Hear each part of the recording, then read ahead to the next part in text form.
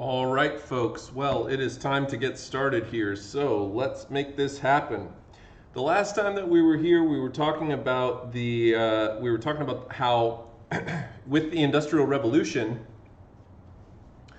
life expectancy in the short term, when a place begins to industrialize, goes down. Now, I did tell you also, though, remember that over the long term, all right, after industrialization, eventually life expectancies go back up and actually exceed where they were in a pre-industrial time. But in the early going of a nation's industrial process, a lot of times we'll see life expectancies drop significantly because of the really disastrous conditions that people have to live and work in urban areas. Talking about some of the results of this new technology. By about 1790, new machines were already producing 10 times as much cotton yarn as it had by 1770. I told you before, remember, that cotton really remained a rather difficult and inaccessible good for mass market production of cotton textiles. It's not until Eli Whitney's cotton gin comes around that cotton becomes a much more viable product. And what's really interesting is that by 1800, production of cotton thread was actually England's most important industry. So by 1800, we're seeing on a large scale wool fabric being replaced by cotton fabric. So much so, and by the way, Britain was getting most of their cotton from the United States at this time. The United States was exporting so much cotton using their slave labor in the South on these giant cotton plantations that increasingly started being established after Eli Whitney's cotton gin was invented. America's overall exports, over half of all exports that came out of America in the early 1800s were cotton. And that just goes to show you, I mean, imagine today if over half of the United States exports was cotton. That would be ridiculous, of course, because, we live in a much more advanced economy now, all right, than just producing cotton. But it's pretty amazing that in such a short period of time, cotton becomes really just the most profitable crop that you can grow in America, and it makes a lot of folks incredibly wealthy. England is using that cotton, of course, because they can't grow cotton in England. It won't grow there. It's not the right climate. So they're using largely American cotton, also some cotton from Egypt, some cotton from India, but mostly American cotton. And between all of these sources of raw cotton, Britain's exports go up to being nearly half of it being cotton cloth, textiles. By 1850, England was producing more than half of the world's cotton cloth. And America is, no slouch in that either. They're also producing a lot of cotton. Anyhow, point being that cotton really completely overtakes the textile industry, and cotton goods became cheaper and enjoyed by all classes. Interestingly, in a previous era, before the cotton gin, cotton was really only worn by relatively poor people. And the kinds of cotton clothing that they would wear would be very minimalistic. So cotton, if you were wearing a cotton shirt, it was probably a telltale sign that you were either a slave or a very poor landless peasant. Because that would have been the only thing that you would have been able to afford to make clothing out of, was the cotton that you grew, in your own little area. Over time, cotton becomes very much the cloth that all classes use. Poor people previously may have worn like cotton shirts or pants, okay. But they didn't often wear, cotton slips or underwear or things like that. And increasingly, after the cotton gin is invented, more and more people are able to use these kinds of goods. Steam engines and coal. So Probably the most important part of the Industrial Revolution is the invention of the improved steam engine by James Watt. Okay? And one of the things that I kind of need to spend a little bit of time talking about related to this is that the steam engines were powered by coal, and the initial steam engines that were created were actually steam pumps. They were coal-powered pumps that were used to pump water out of coal mines. And this creates what's known as a positive interference loop. And this is a rather interesting feature that happens in a number of applications, and the Industrial Revolution happens to be one of them. Maybe you watched that documentary and heard about this, but one of the things that it talks about is how the coal industry very much triggered growth in other industries. And those growths in other industries further triggered more mining of coal. This is called a positive interference loop. Probably the most common example of a positive interference loop that I can give you is if you've ever sang karaoke before. If you've ever sang karaoke, you're singing into a microphone, and that microphone takes the signal of the sound through the airwaves and it sends it to an amplifier. And that speaker then magnifies the volume of your voice and the volume of the music to be louder. But when it comes out louder, if you're standing too close to the speaker, the microphone will pick up that signal and send it through the microphone back to the amplifier, and then it comes out louder, and then louder, and then louder. And before long, your mic is squealing and feeding back, and people in the audience are cringing and stuff like that. Not so much because of the feedback, but mostly just because your voice is so bad. That's why they'd be cringing if I was singing karaoke. But the point being the point being that that's a positive interference loop. Okay, one thing feeds the other, feeds the other, feeds the other. And when we talk about the steam engine was very contributory to this positive interference loop in the Industrial Revolution, because the steam engine was feeding growth in railroads, the steam engine was feeding growth in coal mining, the steam engine was feeding growth in textile production, and then each of those things then further fed the growth of more steam engines, more coal, more trains, more steamboats. And in a very, very short period of time, England's economy is growing at just astronomical rates. So the steam engine was initially invented by Thomas Savery and Thomas Newcomen, not James Watt, but those steam engines were relatively small steam engines and not super efficient. It wasn't until James Watt comes out with the improved steam engine that we start to see these engines put into new applications. So the steam engines powering the Industrial Revolution, there are four major effects of the steam engine. First of all, cheap transportation. As trains start to become more commonplace and more railroad tracks are built and connected across the English countryside, more and more people are able to use trains to transport not only themselves, but also goods. Raw materials are being transported to factories.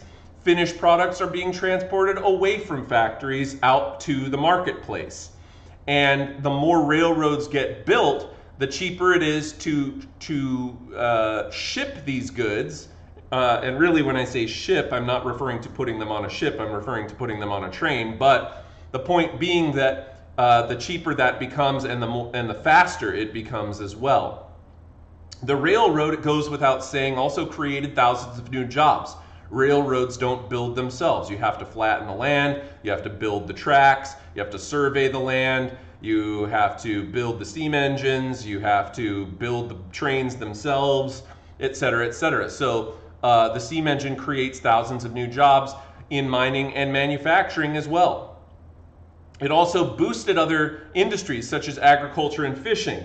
One of the great advances of the Industrial Revolution had to do with the transporting of food. Remember that increasingly people are living in urban populations, right? They're living in urban areas. And so they would have to purchase the foods that they needed to be able to survive. But you can only purchase food that's available.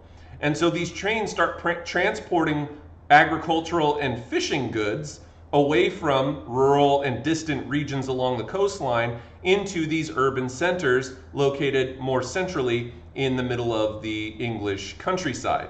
And so, you know, what's so great about that is because these trains are able to transport goods so quickly, food has a longer shelf life. So they are able to transport fresh fish from away from the coasts to urban consumers.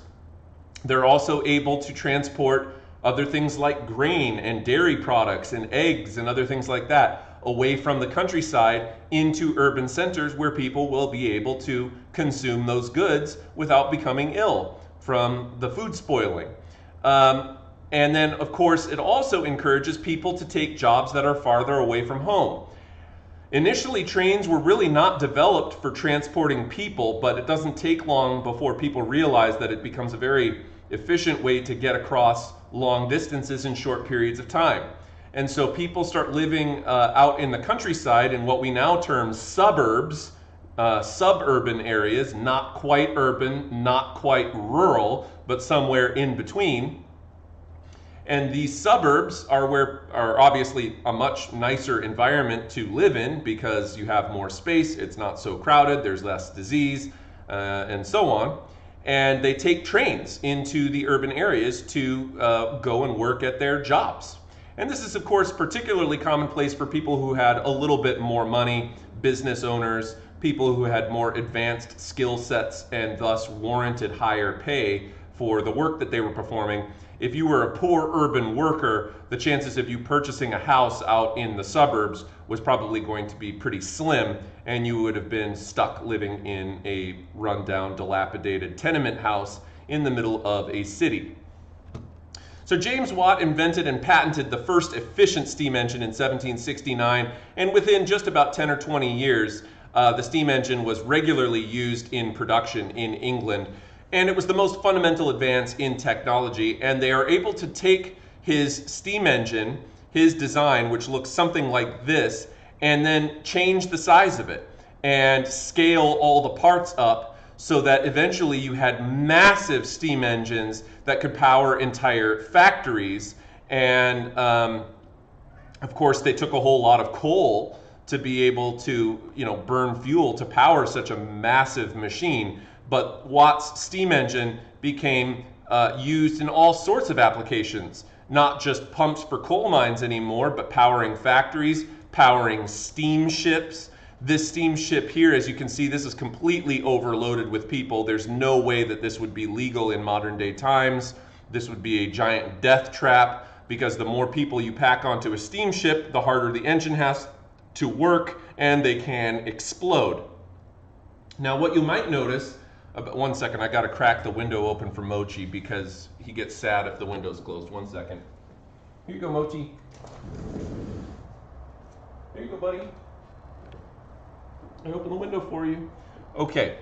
Now, what's kind of interesting about this design here, if you take a look at this water wheel on the side, this is how the steam engine works. It's interesting because this water wheel would have been more or less the same design of water wheel that previously would have been the thing that was powering the factories in the cottage industry days. All right? The way that it worked before is you would take a water wheel like this and place it in a river. And as the river naturally flowed by the water wheel, it would spin the wheel and power all of the gears in the factory manually using the current of the river. They basically take that same design and use it in reverse with a steam engine. So instead of now the water being the thing that spins this wheel, it's the steam engine that is spinning this wheel here, and the wheel operates as basically a giant circular paddle. And it propels and pushes the ship forward by rolling in the water. Okay, but very, very interesting thing about steamships. The first steamship is invented in 1807 by a guy named Robert Fulton, and the first steamboat was called the Clermont. Okay, Clermont, the Clermont. Now, the first time a steamboat travels across the ocean happens a little later in the 1830s. And what I find to be, it's a truly remarkable fact in history. It blows my mind even today to think about it. But what's so cool about these steamships is, you think about it, in 1838 is the first time that we see a steamboat travel across the Atlantic, 1838. By 1938, just 1 century later, 1 century, within 100 years, we go from using old school sail-powered ships that use the wind to travel across the ocean to using steamboats, and then by 1938, we're using planes to fly across the ocean. And it's a truly, truly amazing thing when you think about that all of this has taken place in the last 200 years. That's not very much time. I just read an article yesterday about some old European lady who's like 117 years old, who survived COVID or something. Okay? That lady's 117 years old. She lived in a time before planes were even invented. And she's still alive today. Think about that for a second. And today we can take huge jumbo jets that carry hundreds and hundreds of passengers across the ocean in a matter of hours. That we have gone through, we are truly in, forgive the pun, it's not intended, but we are truly in uncharted waters in history right now. We are in the midst of what can only be termed a giant technological revolution, particularly the era that we're all living in now with the advent of the internet. I've talked with this, before with people, and I always think it's really cool. I was born in late 1983, okay? So I'm quite a bit older than you guys, but I'm the first generation of human being that has ever existed on Earth, so far as we know, to experience the internet age. Okay, I'm one of the few people, who will live my whole life remembering a time when I was a child before the internet was invented, really. Okay, at least the way that we know it today. The internet didn't really become popularized until I was about 10 years old. Okay. And to live the rest of my life in an internet age. I mean, it's a truly groundbreaking historical development. And we can pretty much thank the Industrial Revolution for paving the way to what we all consider to be modern society. Anyhow, I'll get off my old man box here and move on with the PowerPoint. This is always kind of a cool slide because it shows the transformation of ships away from the old technology and to the new technology. Anytime you introduce a brand new technology for something, there's going to be some skepticism from the public, right? Shipbuilders, when steam engines started to be applied to ships, were very hesitant about it because there were all sorts of questions of, is it reliable? Is it going to blow up? Is it going to sink the ship? Is it going to kill everybody on board? Is it going to leave us stranded in the middle of the ocean if it just breaks down? What's going to happen? We don't feel comfortable just fitting ships with solely steam engines. So they would put both sails and steam engines on it as kind of like a backup in case the steam engine broke down. But of course, this only lasts for a short period of time, maybe about 20 years or so, at the very, very, very tail end of the, I guess really, maybe about the first 20 or 30 years of the invention of steam engines applied to boats, maybe until about 1830, I guess we'll say. And then after about 1850, increasingly we see more and more and more ships fitted solely with steam engines. And of course, by the time that we get to the early 1900s with ships like the Titanic or even the Queen Mary, which you can go and visit over in Long Beach, maybe you've even been there before, which, by the way, great example of Art Deco design is the Queen Mary. Very, very, very beautiful interior design of that ship, and it's all been restored and nicely kept because it's a giant museum and hotel, basically. But anyhow, if you ever get a chance to go and check out the Queen Mary, I'm a huge fan of naval history myself. I always think that ships are really, really cool. I did my thesis on, British naval commanders and stuff like that. So I always just have kind of an affinity for ships, but for whatever, I don't really have a good reason for it. I don't know. It just was something that from the time that I was in college, just piqued my interest. But I highly recommend it. If you've never been out to the Queen Mary before, tell your folks about it. Have them take you out there and just scope it out, because it's a really cool place to go and visit here in Southern California with a lot of rich history and neat things to see. Plus, they do like haunted tours and stuff like that. All that's a bunch of hocus pocus, but it's just fun to do anyhow. So I highly recommend.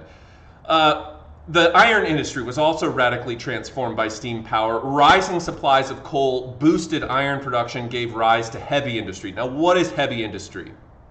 Okay, this coal and iron is being used not only for steam engines and steamboats and stuff like that, pumping out coal mines, but really the whole idea of it is that they are creating building materials, okay? Materials that are used in production. So stuff that they would use to construct factories, stuff that, iron that they would use to construct I-bars and K-bars and other things like that.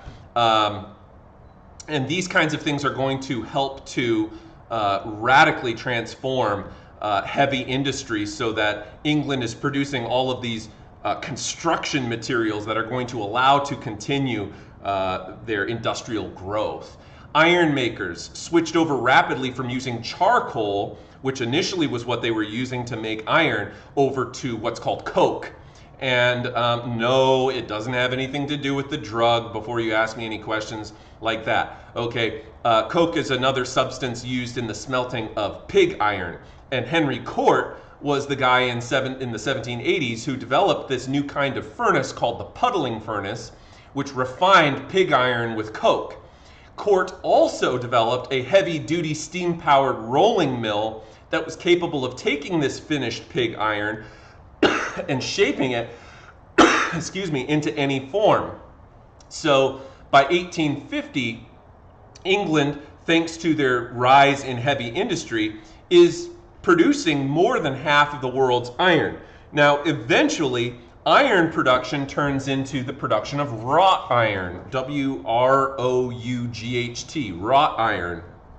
Wrought iron is stronger and more durable than pig iron was, and so iron production continues to develop and have new innovations applied to it. There is eventually down the line, not that far after Henry Cort's puddling furnace, a different guy by the name of Henry Bessemer, and Henry Bessemer created something called the Bessemer Process, which is a brand new kind of furnace that made steel, okay? And steel, of course, is far more preferable to iron. It doesn't rust as quickly, it's much stronger, and a much better building material. And so it would not be long before England moves away from iron production into the production of steel. But really, the number one steel producer at this time is, without a doubt, America. By the time that we get to the late 1800s. Okay, so transportation revolution was made possible by steam power. It was necessary to distribute finished goods and deliver raw materials to factories. And another way in which, outside of railroads, that they did this was through the use of canals. So canals, the easiest way to describe them, they're simply man-made rivers. Okay, so think of a canal as being a river that is built by people. You can always, usually at least, you can tell the difference between a canal and a river because canals are built straight. They are meant to be, the fastest possible route to connect two places together. So canals look man-made. Rivers, of course, are naturally created. They meander, they twist and turn, and so rivers are different than canals. But canals start to be built. They're very, very important in completing the basic needs of related interdependent railroads, industries, steel industries, coal industries, which all relied on one another to be able to transport these raw materials around and continue to industrialize. We also see relatively early on in the Industrial Revolution, the construction of hard-surfaced roads, which was pioneered by John McAdam. And this significantly improved land travel. One of the things that I was explaining in first period this morning is, unlike today, and this is another interesting thing, that the Industrial Revolution has completely changed the way that we view Earth's landscape. Today, when we think about waterways, rivers, Great Lakes, oceans, etc., we think that waterways are the Great Barrier. If you want to get across a river, if you want to get across an ocean or whatever, you're going to need something to take you across that. We think of land as the Great Connector, because you can just hop in your car and drive anywhere across the country, because we have a giant network of highways, freeways, interstates that connect the entire country together.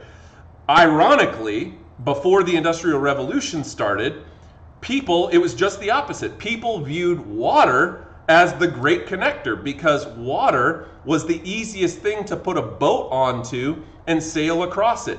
Anywhere that the water went, where it was deep enough, you could take a boat and travel across it, right? Land was the Great Barrier back in those days. It was really, really difficult and dangerous to travel across land. All the roads in Europe really had been around the major roads that connected places together had been around going back millennia to the Roman Empire, when the Romans built the roads all throughout Europe. And many of them were very dangerous. They had highwaymen. It was slow moving because the roads were not finished. They were in many cases just dirt roads or gravel roads. You could break down, you could be stuck, you could be robbed. There's all sorts of different things that could happen if you were trying to travel across long distances using roads. Even though road construction improves early on in the Industrial Revolution, though, I do need to clarify that cars really don't come around until much, much later. We don't see the first mass-produced cars until Mercedes, basically, in Germany. Mercedes is really pretty much the first mass horseless, which is where we get the term car, by the way, is it's short for horseless carriage. And that was what cars were originally called. And the cars weren't being powered by steam engines. There were some early cars that were powered by steam engines, but for the most part, when cars start to be mass produced, they are produced using internal combustion engines in the late 1800s. But I digress. The point being that we do start to see hard-surfaced roads created, but nonetheless, the things that would be traveling on those roads would, in that time, still have been things like horse-drawn carriages, oxen-drawn wagons, and other things like that. I mentioned the steamboats already. Robert Fulton's steamboat, the Claremont, was the first steamboat to travel two ways on a river, and it was an American steamship. Robert Fulton was an American steamboat creator, and the boat traveled upriver from New York City, and it used an imported Boulton and Watt steam engine that had been brought over from Europe, from England. And this was the first time that two-way river travel was possible. Previous to this, you could only travel with the current, but now with a steamboat, you could travel against it. And in 1838, the first steamship crossed the Atlantic Ocean. And as I said, it would be just less than a century later when we see flights being taken across the ocean in airplanes. Railroads, the Iron Horse as they were nicknamed. No one calls it that anymore unless you're 200 years old. But in 1803, the first steam wagon was used on the streets of London, and steam wagons were eventually adapted for use on railways. And so in 1825, George Stephenson, who was a locomotive designer, made the first commercially successful railroad locomotive. and it was known as the rocket. And by 1829, Stephenson's rocket was being widely used across England. And of course, over time, his design gets improved upon by other locomotive designers and stuff. But in 1830, his locomotive, the Rocket, and this is a replica of what the initial rocket locomotive looked like. As you can see, it's rather small comparative to what we would think of as a modern day locomotive, but it was the first efficient one. It traveled for the first time the Liverpool-Manchester Railway. Now remember that when railroads were first invented, they were just single line tracks that connected two points together. Railroads were not universalized until later.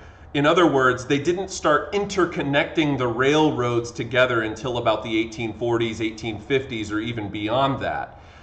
In the initial days, when they first started building railroads, it was simply to connect two places together, like a coal mine and an urban center like Manchester or Liverpool or something like that, okay? Or it would be a single line to connect together, two different urban areas or something. But over time, eventually, these different railroads start to become this interweaving web, a giant network of railroads that are all interconnected with one another.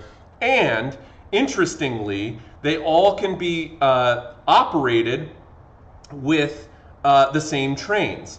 And the reason that I mention that is because when we talk about universalization of an industry, like let's say railroads, or even another one like telephones or electricity or other things like that, you want to be able to purchase a product and plug it directly into your wall. Everywhere you go in the United States, you're going to be able to take your phone charger with you and plug it into any wall socket anywhere in the country. Why? Because it's universalized. It was determined relatively early on that it would be a nuisance to consumers to have to be dealing with proprietary designs of electrical outlets, of phone jacks, of whatever, you name it, okay? And so, the universalization of railroads took on a very similar thing. In the initial days of railroad construction, you guys have to understand there were a number of different companies that were each competing against one another to become like the most, profitable and largest railroad company. And so what they would do is they would create unique designs of their railways and of their locomotives where only one particular design of locomotive would fit onto those tracks. They would make the gauges here on the railroad beams. These track gauges would be different widths. And so some trains wouldn't be able to travel on different gauges of tracks. In fact, interesting fact about that, it's one of the reasons that the South lost the Civil War. In the South, in the 1860s, there were railways, but many of they didn't have anywhere close to as many railroads as the North did. But in the South, the railroads had different track gauges. And so what this meant is that if you had a train that was trying to transport a load of goods or people or soldiers or equipment or whatever, okay, you would have to travel for a while on a certain track. Once you hit the end of that line, you would then have to stop the train, unload the entire train, reload the next train on the next track to wherever you were going. And this, of course, is very inefficient because you're starting and stopping, unloading and reloading the train cars and all of this stuff, and it slows down the entire process of transporting goods. It's not long before they realize, hey, if we just universalized all the track gauges so that all trains, no matter what company they're built by, can travel on them, that would make transportation a lot more efficient. And that's what capitalism is all about. You're trying to create the most efficient possible system for workers, for consumers, and so on. So these early trains don't move that fast. As you can see, it only goes a max speed of about 16 miles an hour. Now, to you, that might not seem like a very breakneck speed. You're not going to be getting any nosebleeds traveling 16 miles an hour, okay? However, what you have to consider is that when because they're traveling on a track, and if the track is clear and you don't have to worry about, like, you know, farm animals wandering across the tracks or trees falling on the tracks or anything like that, okay, you can travel at a constant speed of 16 miles an hour. And because the train cars over time start to become more advanced and they start applying things like suspension systems to the train cars, it's a pretty smooth ride as well compared to the main kind of travel that people used on roads using horse-drawn carriages. You know, if you tried to get between two cities in the 1810s, it would have taken you perhaps days on a horse-drawn carriage to get from London all the way up to Manchester. On the railroad, it's not going to be nearly as uncomfortable. You're sitting in a passenger car. Eventually they become enclosed, so you're not exposed to the elements, rain, wind, whatever. And then two, they're much more comfortable because they have these suspension systems in it that make the rides pretty smooth. And you're traveling at this constant speed of 16 miles an hour, plus you're not the one driving. Plus it's safer. You don't have to worry about the train car being robbed as frequently as you would of your horse-drawn carriage. Okay, so train travel becomes very, very, very desirable. And of course, over time, trains, you know, very quickly start moving faster. So now, before long, they're moving 30 miles an hour. Before long, they're moving 60 miles an hour. Until today, where we have trains that are traveling 180, 200, maybe even over 200 miles an hour in some areas of the globe on bullet train tracks, where, you know, you can get really far distances in a very short period of time because the trains are traveling so quickly. In the early days, before trains like the Rocket became more successful, the passenger trains resembled something closer to like a Disneyland, tram ride or something like that. You know, if you've ever been to Disneyland and you stay until after the fireworks and then they close and you have to get back to your car in the parking lot, you might hop in that little tram thing and it looks kind of like this. Of course, the trams at Disneyland are pulled by, you know, cars on hard surface roads. They're not on tracks, okay? But nonetheless, this is how early trains looked, is they would just kind of have these open cars with benches on them that you could sit in, and you'd be carried, you know, rain, snow, sleet, or hail, you'd be carried across the open countryside. Of course, people very quickly realized that's pretty miserable because the weather in England is largely pretty bad. And so they started making enclosed train cars where people could be inside and not exposed to the weather. Many private companies were quickly organized to build more rail lines in the 1840s. It greatly reduced the cost of shipping freight over land. It also created a growing regional and national market, which spurred increased industrial productivity to meet the large demand of consumer goods. Remember that as the Industrial Revolution is waging onwards, people's wages are themselves increasing, and they have more disposable income. So they are able to purchase consumer goods that they want to use in their home. Anything from, you know, tea kettles and silverware sets to furniture to clocks to clothing to you name it. And it creates this whole demand of consumer goods that previously was unavailable, but now is being made increasingly available thanks to this giant network of railroads that are able to transport all of these consumer goods all over the place for people to purchase. And it facilitated the growth of an urban working class who started coming from the countryside to work. Let's talk a little bit about art here. I did mention to you last class about the most prominent style of art of the early 1800s being Romanticism. And when we think about that term romantic, whenever we describe something as romanticized or having romantic ideas about something, we tend to refer to this idea of kind of an overly glowy, more perfect, more beautiful, more ideal depiction of a scene than it ever could have been in real life. So, you know, when we think romantic art, we can think about the kinds of art where it depicts beautiful grassy fields with waterfalls and cliff sides and vibrant colors in the sky and other things like that. Okay, sunsets and flowery depiction of how life was. Okay.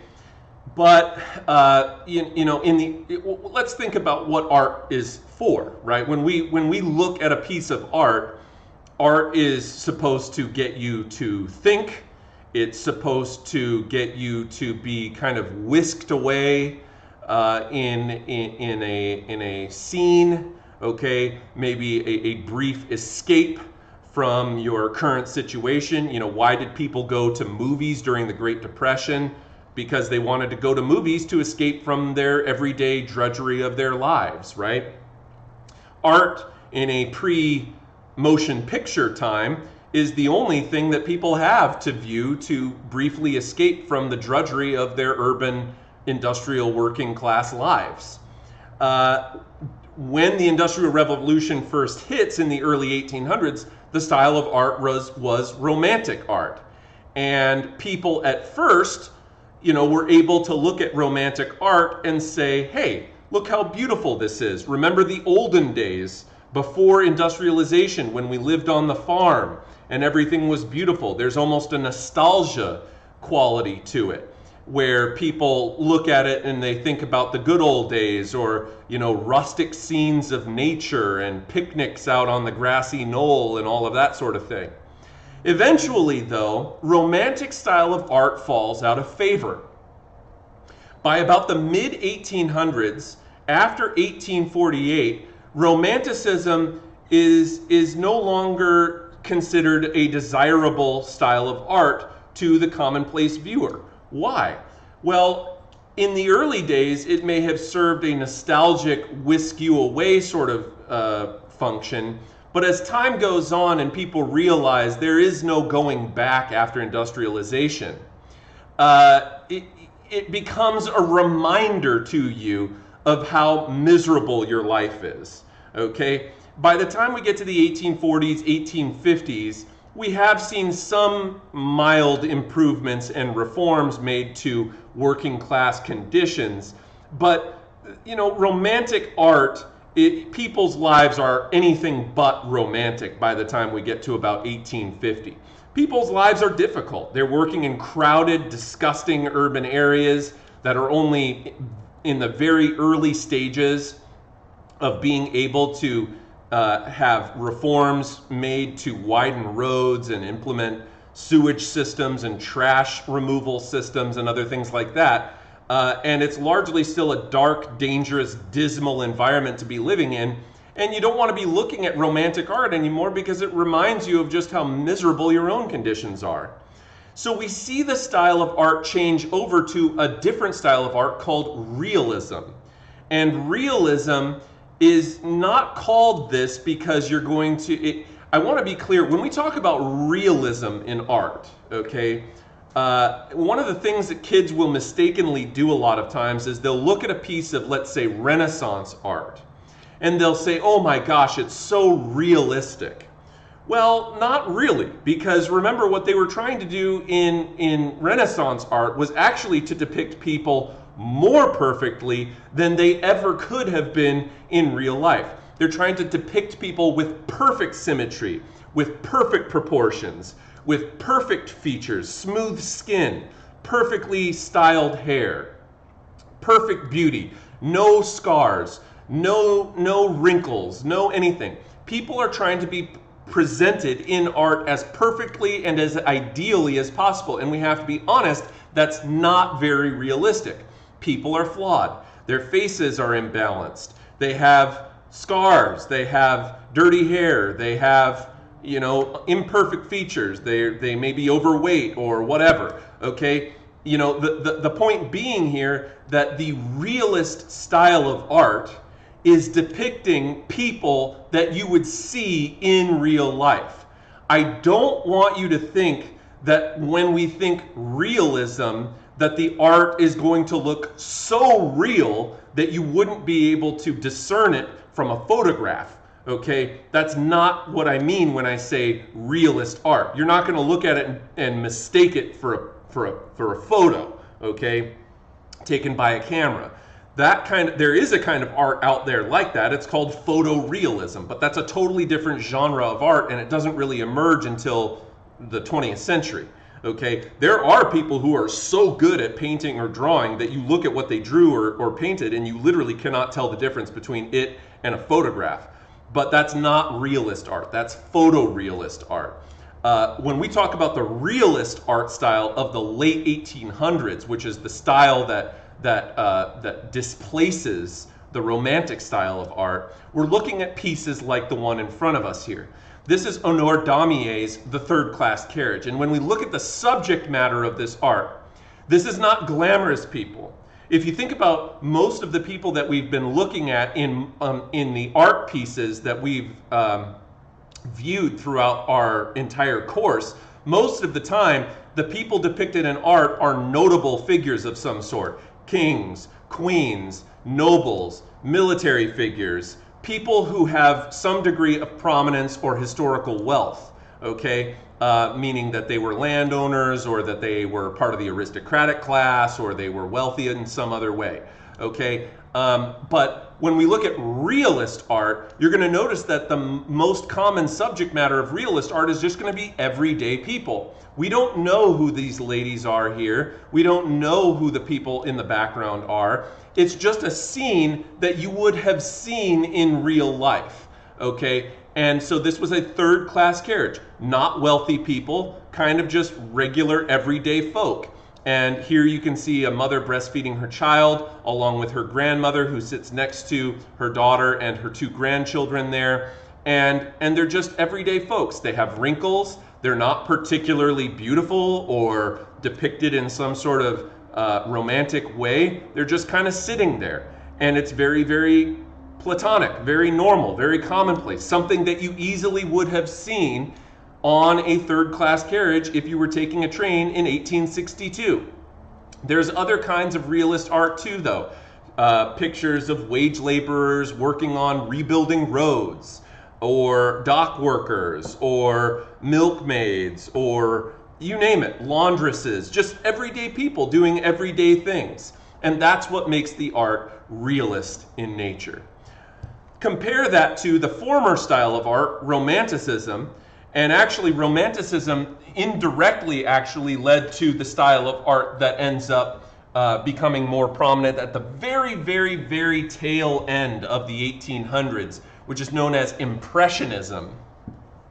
Impressionist art by painters like Monet and Manet, who are not the same person, but Monet and Manet were both Impressionist painters who were no doubt inspired by the painting that we're looking at here from an earlier era. This was painted before realism really took off. This is still part of the Romantic era of art. And what it's called is Rain, Steam, and Speed, the Great Western Railway. And this is depicting a train using a steam engine traveling through somewhat rainy conditions. But remember that the trains, were considered to be the fastest form of travel, and it's depicted almost in kind of a blurry sort of a way to depict motion in the image, and you can see the train here speeding down the tracks, and this was very much how people perceived train travel to be during this time. So, Great Britain by 1850, they produced 2/3 of the world's coal. They produced over half of the world's iron. They produced more than half of the world's cotton cloth. Their gross national product, that's the value, the total dollar sign amount of all products made nationally in Great Britain between 1801 and 1850, if we could put a dollar sign on the value of it, that dollar sign amount would have increased by 350% inside 50 years. That is exponentially huge growth for England in the early days of industrialization. It had already gone up 100% in 20 years between 1780 and 1800, thanks to the cottage industry. Nonetheless, this kind of exponential industrial growth also encourages population growth. So we see the population of England increase from 9 million people in about 1780 to 21 million people in 1851. Think about that. That would mean that in the scope of 70 years, imagine, and this won't happen, okay, because the United States is not experiencing this level of population growth anymore, but imagine from today in 2021 until the year 2100, in that 80-year time span, the United States population over doubling from 320 million people to say about 670 million people in 70 years. That would be ridiculous levels of population growth in very, very short periods of time, and it would no doubt have a major effect on the economy as well. Per capita income, in other words, the average amount of money that people are making over time increased almost 100% between 1801 and 1850. And again, that goes back to some of the reforms that were required after early industrialization had created downright devastating conditions for laborers in the early years of factories in the 1820s and 30s. They were forced to pass laws that improved people's quality of life because it was so bad they would have had a revolution on their hands if they didn't. And so we start to see reforms made by Parliament that make changes to improve people's wages, improve people's working hours, make the working conditions themselves safer, get kids out of working in coal mines, things like that. The economy increased faster than population growth at this time. So although both the economy and the population are growing, because the economy is growing faster, this actually was good because it meant that there were tons and tons and tons of places for people to work. So that this giant population that is growing during this time, has a whole lot of opportunities for getting jobs in wage labor places, factories and stuff like that. Relative levels of industrialization. Here's an interesting graph because this graph depicts for you over time the levels of various places: United Kingdom, Germany, France, the Austrian Habsburg Empire, Russia, Italy, US, and Japan. And you can see how industrially each of them are growing. But one of the things that you might be asked on like a test question on the AP exam would be to, for example, take a look at the trends of this graph and then make a prediction about what would happen in the future. So let's just hypothesize here what would happen if we continued to see these same trends extend for the next 20 years. Well, as you can see here, Britain's line is increasing during the Napoleonic era here. But by the time that we get to 1830, when factories start to become more commonplace, we see it grow by an increasing rate, right? The line becomes steeper. However, within just 30 years, due to some early mistakes, remember that England was the pioneer of industrialization. They weren't perfect at it. They did have some early troubles with it. And so by the time we get to 1860, England has already started to slow down their exponential growth. Look what happens here. Okay, look what happens. We see it growing still, but it's slightly not as high of growth as the previous 30 years. So from 1860 to 1880, they're still industrializing more, but it's growing now at a decreasing rate. And that trend continues again into 1880 to 1900. So we're starting to see it already flatten out here. If we were to make a prediction about what happens from 1900 to 1920, we would probably predict that it would continue to plateau and probably flatten out right around here. However, compare that to the trends that we're seeing in both the United States and Germany at this time. Unlike England, which is growing at a decreasing rate by the tail end of the 19th century, America and Germany are both increasing at an increasing rate. Their lines are growing steeper. So if we were to make a prediction about them in the next 20 years, we would probably predict that they would also continue to grow steeper. And eventually, of course, that is the case, where the United States, due to both geographic size as well as population size, continues to be able to outgrow England and eventually surpass England's level of industrialization, and Germany does the very same thing. So, in terms of its growth. So, in the Crystal Palace is the next major thing that we're looking at here. The Crystal Palace was built for an 1851 international exhibit. Okay, so this building, this giant palace that you see in the background here, was intended to signify Britain's industrial, economic, and military power. And quite literally, they are inviting people from across England and really across the entire planet to come to England, to London, and travel to the Crystal Palace for this giant exhibit that they're putting on that would show off all of the great industrial goods that Britain was churning out at this time. They even built the palace over a giant tree to demonstrate man's domination over nature. The Industrial Revolution had allowed England to grow so quickly and so large in such a short period of time that they were quite proud about this global industrial empire that they had developed. So the Crystal Palace was absolutely massive. It was about 1/3 of a mile long and about 800 square feet inside this, 800,000 rather, square feet inside the structure. Absolutely enormous.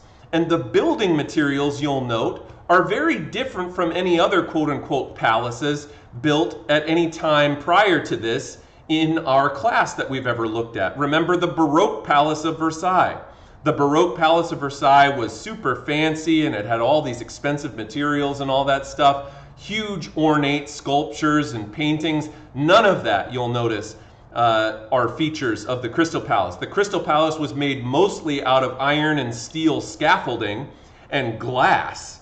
Okay, and again, these were industrially produced goods that were viewed to be superior building products than old school materials that were being used to build palaces in an earlier year. Even just, this was built in 1851 and it was constructed rather quickly.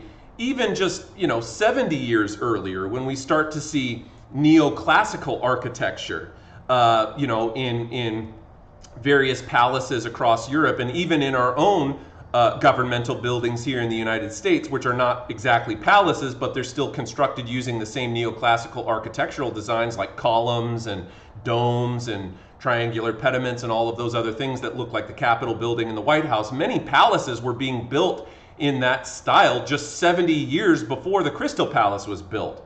Now, of course, I keep on saying, the Crystal Palace was about 1/3 of a mile long and was about 800,000 square feet inside. What happened to it? Can we still go to the Crystal Palace today? Unfortunately, the answer to that question is no. The Crystal Palace, ironically, despite the fact that when it was built, was supposed to signify and symbolize man's domination over nature and the industrial prowess of Britain, ironically, the Crystal Palace precisely succumbs to the forces of nature because a fire breaks out in Crystal Palace in 1936, and that caused the entire Crystal Palace to completely burn to the ground. So despite the fact that it was meant to symbolize man's triumph over nature, unfortunately nature got the upper hand that time, as it usually does. So the Great Exhibition was heralded by Prince Albert, son of Queen Victoria, to display Britain's wealth. And Great Britain had organized the first industrial fair in 1851 in London in the Crystal Palace, which was made, of course, specially for this event. The palace was made of glass and steel as a testament to British engineering superiority. It was 19 acres in terms of its overall footprint on land, and it housed over 100,000 exhibits inside with all of these different bazaars and stands and other things that you could walk by and take a look at. And as I said, they even featured that tree inside, symbolic of man's domination over nature. In 6 months, over 6 million people visited the Crystal Palace, traveling from other areas of Great Britain or from around the world if you had enough money to get to England to see what this, giant fair was all about. And the famous quote from the British exhibition was that, it was named England was essentially named the workshop, banker, and trader of the world because they were showing off the fact that England was producing half of the world's coal and manufactured goods at this time. Here's an early depiction of the Crystal Palace in 1851. One thing that's kind of cool about where we're getting to in the class right now is that we're entering into an era of photography, though. And the Crystal Palace, although it no longer stands today, it does last for about 80 years. And so because the Crystal Palace stood for a relatively long time, it stood long enough to be able to allow photography technology to catch up. And so we actually have surviving photographs of what the Crystal Palace looked like when it was still standing. And this is one of those photographs. This is an actual picture taken by a camera in the early 1900s. And as you can see, it's a pretty massive structure. And we do have a little bit of the neoclassical steps that bring you up to the entrance of the Crystal Palace. But as I said, the Crystal Palace burned down, so it is not there anymore. Here's another photograph showing a little, garden or walkway, fountains and other things.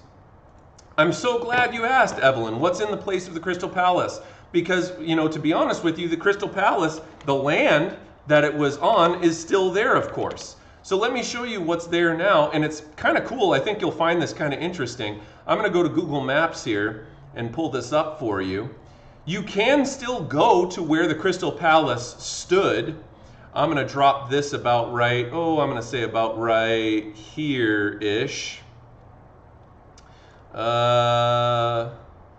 Yes, here we are. Actually, we should go further over. Let me back this out here. Let's put this guy, how come I can't do that? Let's go back here. Let's put him over, here somewhere. Oh, here we are, much better. So here you can see what it looks like now, all right? And there is no Crystal Palace there, obviously, anymore. This is the same, though, staircase that we were just looking at. Okay, look at this. I'll show you on the image again. Check it out. You can still see it. It's right here, okay? Same exact walkway and everything. And here was where the Crystal Palace stood. But as we go back over to what it looks like now, you can see the staircase is still there, okay? Some of the statues look like they're still there. It looks like a lot of them, though, have been taken down, probably put into museums. And now the only thing that is where the Crystal Palace once stood is a long line of trees and this tower there. But other than that, this is really all that's left of the Crystal Palace. This is what it looks like today. But you can go there. There's not a whole lot to see outside of that, though. No, that's not, no. That's not the Eiffel Tower. The Eiffel Tower is in Paris, Evelyn. That's in a different country. And the Eiffel Tower didn't get built until the early 1900s. So, or at least completed until the early 1900s. Maybe the late 1800s at the earliest. Okay, so here you can see an aerial view even, because by the time that the Crystal Palace burned down, we already had planes.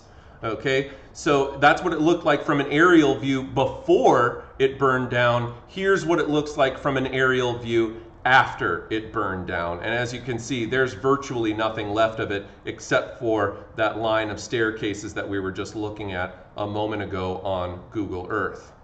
Okay, or Google Maps, whatever. Okay, here you can see an image of the paper, Fire Wrecks Crystal Palace. You can see here that the trend of industrialization really moves almost like a ripple in a pond away from England. So the places away from England on the continent that are going to be the first to industrialize are going to be right across the English Channel. Belgium, Amsterdam, the Netherlands, and then further over Germany, Switzerland, some areas of northern France. But the farther away to the east, or the farther away you are to the south, or the farther away you are to the southeast, going down to this area down here known as the Balkans, which at the time was controlled by the Ottoman Empire, these places are going to be relatively far away from England, which means that industrial revolution, as it effervesces out from England, is going to take a longer time to reach Russia, which really doesn't start industrializing until the very, very, very tail end of the 1800s and doesn't come anywhere close to being at England's level of industrialization until about the 1940s. So continental Europe began to industrialize after 1815. Parts of the continent prior to the French Revolution had actually not been far behind Britain in the 1780s, because cottage industry, the enclosure movement, and other things like that had actually started to spread to Europe away from England. And there were some places in Belgium and the Netherlands and in France that were incorporating some of these same cottage industry techniques. But when the French Revolution breaks out, and then after the French Revolution, the Napoleonic Wars break out, this kind of threw the entire European continent into havoc.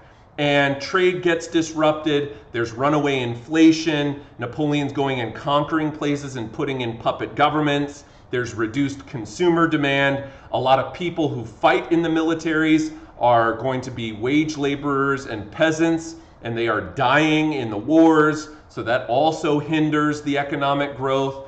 Access to British machinery was reduced during this time because the British were trying to keep all of their technological inventions a secret from the rest of Europe. Plus, Britain is defending themselves against Napoleon and his navy, and they don't want any Europeans coming over and invading Britain at this time. And so during this period of time, during the French Revolution and the Napoleonic years in the early 1800s, the European continent falls quite a bit behind Britain as they continued to grow in relative isolation, thanks to the fact that they are an island here. And as they grow, they increasingly start interconnecting these railways so that they can shuffle goods and raw materials to and from various urban centers across the English countryside. They sometimes refer to the British industrialization as the British miracle, and European nations, after the Napoleonic Wars come to an end at the Battle of Waterloo in 1815, and Napoleon is once and for all vanquished from the continent, eventually other European nations start to realize, hey, we want to catch up to Britain. And the first areas to industrialize on the continent are going to be Belgium, France, and the German states. Remember that I am still referring to it as the German states at this time rather than Germany, because Germany doesn't become an independent, unified nation until 1870. And so at this time, it's still a collection of individual German states that operate something like a confederacy rather than a unified federal government. Now, generally, of course, as I said, industrialization moved from the west to the east and from the north to the south in Europe. And any places that were further south or further east took longer to industrialize. Many places not even starting to industrialize until well after 1850, such as Italy, Spain, Russia, and so on. Industrialization struggles on the mainland, despite achieving population growth, agricultural reform, the expansion of cottage industries in the late 1700s, and increased foreign trade. The thing is that the continental countries did not have the same land, labor, and capital advantages that England did. And as such, because those factors of production that we talked about last week were not as well developed in these other European nations, we don't see these nations grow industrially as quickly. Poor roadways, river tolls, and various other obstacles to trade hindered transportation of raw materials and finished products. Also, in many places across Europe that were less industrialized, they were still very reliant on the guild industry, which meant that the guild workshops in urban areas, that whole master-apprentice system, where the guilds had a monopoly on various manufactured goods, operated as a roadblock to private companies and industries developing and creating factories and other things like that. Also, the spirit of entrepreneurial capitalism was not as welcomed in other absolutist states like Germany, Austria, Russia, as it was in England, because Parliament, remember, was really running the show in England because they had a constitutional monarchy where most of the people who were serving in power were making laws were themselves part of the bourgeoisie business class, upper middle class, gentry, landowners, things like that, in many cases even business owners. And so the kinds of laws that they're making are going to be advantageous to business. Unlike Britain, Russia, Germany, Italy, they remain fragmented, they remain largely agricultural, and they remain largely absolutist in nature, which means that those absolute powers were less embracing of the spirit of Adam Smith, laissez-faire capitalism, entrepreneurial investments, and things like that. And then, of course, it goes without saying, as I mentioned before, that the French Revolution and Napoleonic Wars completely destroyed trade networks and decimated the working population. Some people take a look at Britain and they think of them as snobs at this time because the fact that Britain was an island and separated from the rest of continental Europe meant that the rest of continental Europe was at a disadvantage in terms of having access to all of this new British machinery and inventions that are coming out during the Industrial Revolutions. And the Brits were very hesitant to share their secrets because they wanted to monopolize that information so that they would continue to grow while the rest of Europe fell behind. And that meant that Britain would be the #1 undisputed global industrial power. Some Brits, however, seeking an opportunity to make money, took their knowledge, took their designs, took the machinery and factory layouts and all of that other stuff to Europe and sold that technology to various European business investors for a handsome profit. And so the most famous example of this would probably be Samuel Slater, who was a British factory guy, and he brought all these British factory designs over to America and basically taught America how to create factories. And so sometimes he gets nicknamed in British history Samuel Slater the Traitor, because he left Britain illegally, taking all of this knowledge with him and deliberately spread it to other places that Britain didn't want having it for the purposes of his own individual wealth growing. So they would exploit the less knowledgeable continental countries. Some continent dwellers really resented this British snobbery and how much better the British thought they were. This is a different style of art that really is kind of a little bit outside the bounds of this unit. This style of art doesn't really become popularized until the early 1900s. This is modern art. This is what's called Futurist Art, which takes kind of industrial factory scenery and adds human features to it. It's kind of weird, but it's kind of cool too. Anyway, that's Futurist Art. That comes around about the 1910s or 20s. After 1815, continental Europe, Belgium, France, etc., started to catch up to Britain industrially, and they studied and avoided Britain's costly mistakes in the early years and tried to implement a more efficient pathway for industrialization. But industrialization really differs depending on the country that we're talking about. And some of them industrialize relatively quickly in the 1830s, 40s, 50s. Others of them don't develop until a little bit later in the mid to late 1800s. And then yet others don't develop until the very, very tail end, such as Russia and the rest of Eastern Europe. Here's some more Futurist art for you. And then they borrowed British technology in many of these cases. They hired British engineers, they attracted British capital, and the British start to realize, you know, if we are the ones that are investing in other nations that are industrializing, we stand to gain a handsome profit from that. And so England, by the 1850s, really starts to change their tune, and the British start using their own national capital, their own money, to invest in the industrialization of other European places, which will in turn cause the British to improve their own wealth, and so, or increase their own wealth.